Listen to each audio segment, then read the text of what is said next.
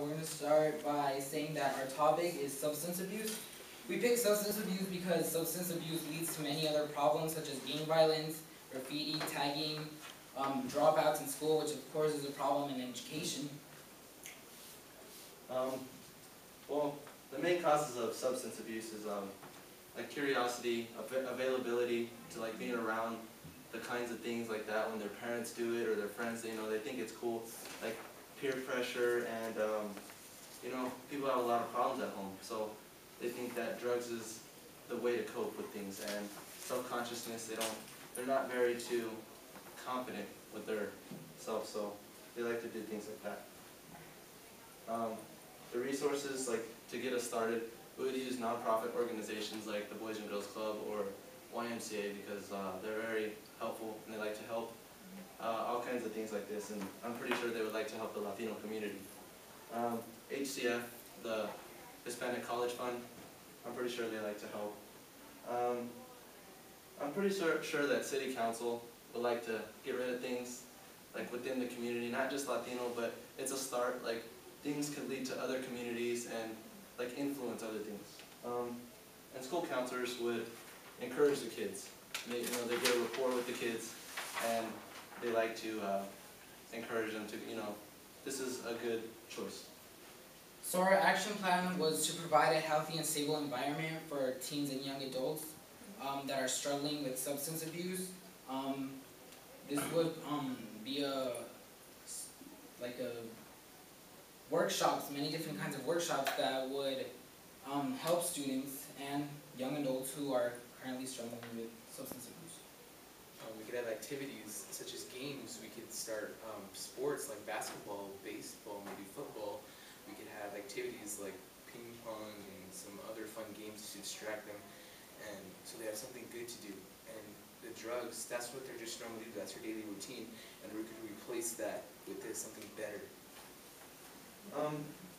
People are usually kind of like not on the side of getting like pushed to do something.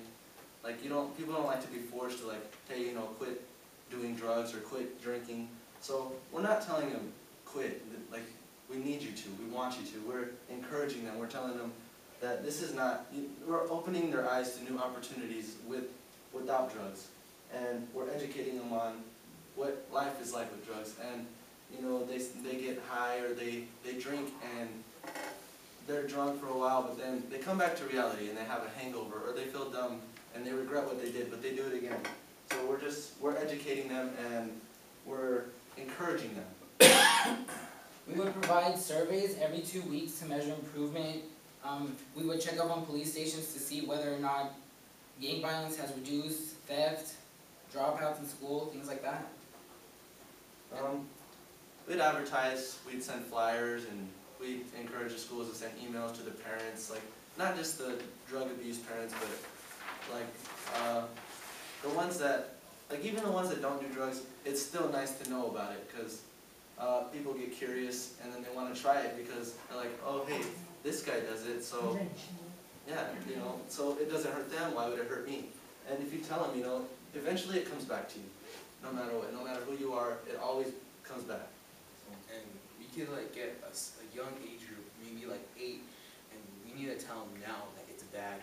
They can't be doing that, and that's going to mess them up because their children are our future, and they're very important to us. So we need to drill it into our mind right now at a young age so that stays in their mind so they know, hey, that's dumb. We're not going to do that. We could do something better with their lives. We could change the world. We could have an impact.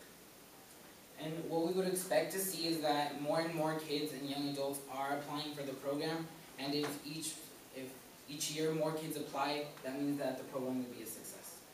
The age range for the program is, kids are doing drugs as young as 8 years old and maybe even younger nowadays. So our age range would be from 8 to 21.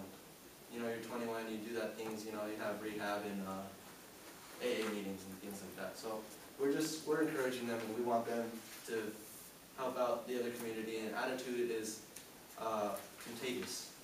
So if they're like, hey, drugs are dumb, don't do it. Other kids, hey, drugs are dumb, we're not going to do it. And that's it.